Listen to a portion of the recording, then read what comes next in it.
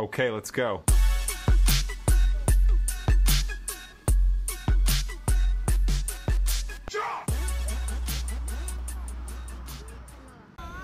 Hello mga palangga! Welcome back to my channel, MJ the Explorer.